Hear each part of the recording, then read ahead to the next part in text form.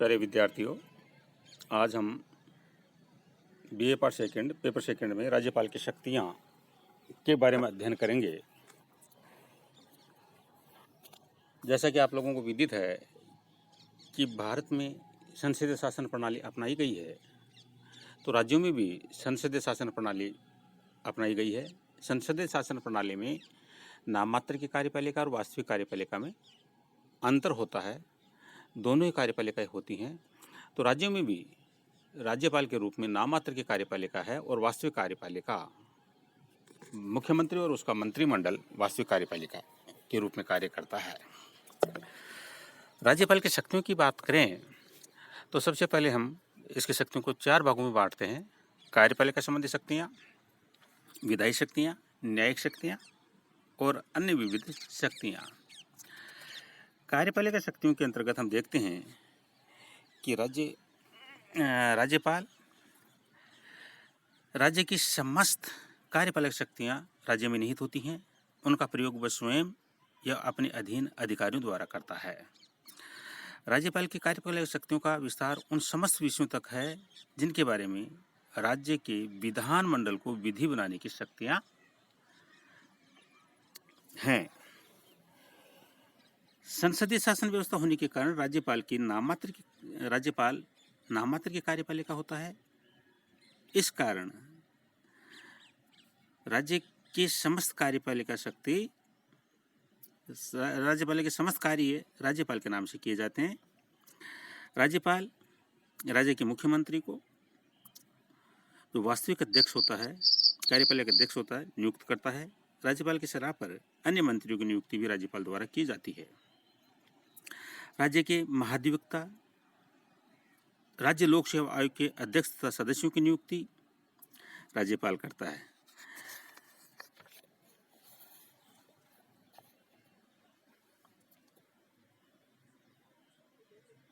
विधायी शक्तियों के अंतर्गत हम देखते हैं राज्यपाल विधानमंडल द्वारा पारित विधेयक जब तक विधि का रूप धारण नहीं कर सकता, जब तक कि राज्यपाल उस पर हस्ताक्षर नहीं कर दे, राज्यपाल राज्य विधानमंडल का अभिन्न अंग है। उस विधेयक को वह अनुमति देने की घोषणा कर सकता है या वह उस विधेयक को लौटा सकता है, विघटित कर सकता है।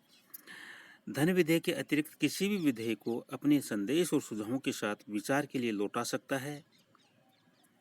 यदि विधानमंडल संशोधन सहित या बिना संशोधन के विधेयक को पुनः पास कर देता है, तो राज्यपाल के पास अनुमति देने के अतिरिक्त अन्य कोई विकल्प नहीं रह जाता।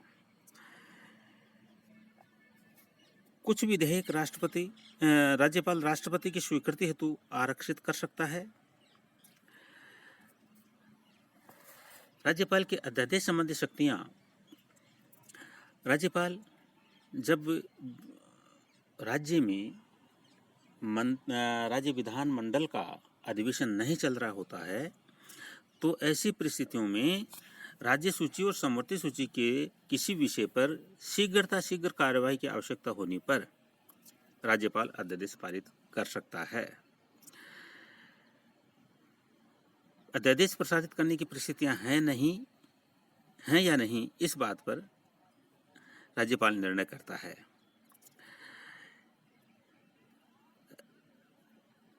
अध्यादेश विधानमंडल के सत्र प्रारंभ होने के 6 सप्ताह के अंतर्गत विधानमंडल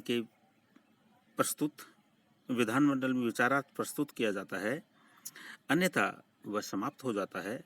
विधानमंडल द्वारा इसे पहले भी अस्वीकृत किए जाने पर यह पहले ही समाप्त हो जाता है। राज्यपाल चाहे तो अध्यादेश को वापस ले सकता है। न्यायिक शक्तियाँ, राज्य के उच्च न्यायालय के न्यायाधीश की नियुक्ति के संबंध में भारत के राष्ट्रपति को अधिकृत किया गया है, किंतु राष्ट्रपति उच्च न्यायालय के न्यायाधीशों की नियुक्ति से पूर्व संबंधित राज्य के राज्यपाल से परामर्श करता है।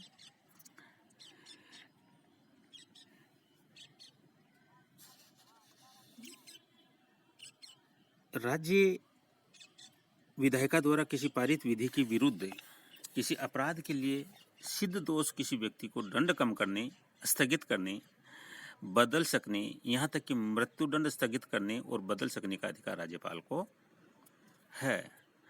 राज्यपाल की सभी की शक्तियाँ। मुख्यमंत्री की नियुक्ति। राज्यपाल हालांकि विधानमंडल में के आम चुनाव में जिस दल को बहुमत मिलता है उस दल के नेता को मुख्यमंत्री के रूप में आमंत्रित करता है और यही परंपरा है। लेकिन किसी दल को बहुमत न मिलने की स्थिति में वह 4 बातें अपनाता है। सबसे बड़े दल को नेता को बुलाता है। चुनाव से पहले बने संयुक्त दल या गठबंधन के नेता को बुलाता है। अविश्वास प्रस्ताव पारित हो जाने पर विरोधी दल के नेता को आमंत्रित करता है। दल बदल या चुनाव के पश्चात बने गठबंधन के नेता को बुलाया जाता है। मंत्रिमंडल को अपदस्थ करने की शक्ति। संविधान के अनुच्छेद 164 के अनुसार मुख्यमंत्री राज्यपाल के प्रसाद पर्यंत अपने पद पर बने रहते हैं। संसदीय व्यवस्था में राज्यपाल के प्रसाद पर्यंत से अभिप्राय विधानमंडल के बहुमत से है। अनुच्छेद 154(2) के अनुसार मंत्रिमंडल अपने कार्य के लिए विधानमंडल के प्रति सामूहिक रूप से उत्तरदायी है।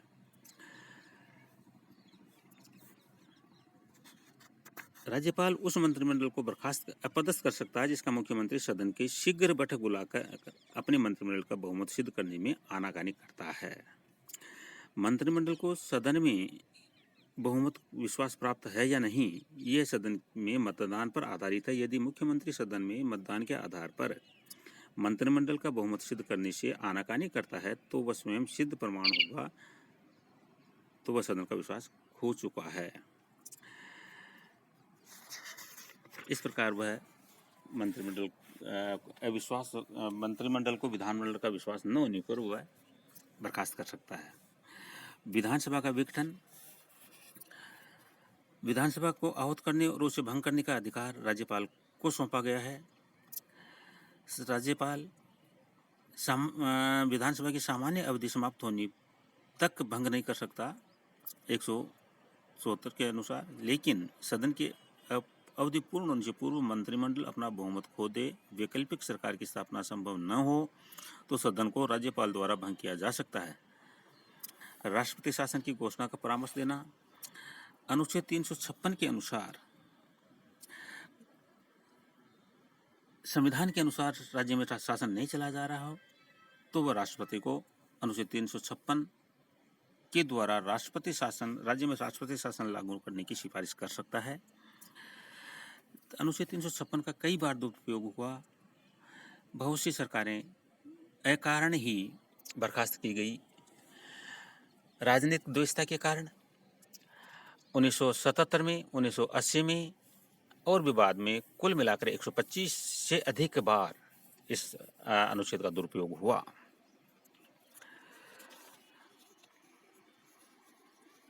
राज्यपाल की वास्तविक स्थिति के संबंध में हम बात करें तो अभी हम देखते हैं, राजस्थान सरकार के पिछले दिनों की बात है। राजस्थान सरकार ने विधानसभा का सत्र आहूत करने के लिए राज्यपाल को बार बार चिट्ठी लिखी, लेकिन राज्यपाल ने कहा कि कोविड-19 महामारी को देखते हुए तथा अन्य परिस्थितियां अनुकूल न होने के कारण राज्यपाल ने वापस चिट्ठी लौटा दी। लेकिन अब 14 अगस्त को विधानसभा का सत्र आहूत किया गया है। इस प्रकार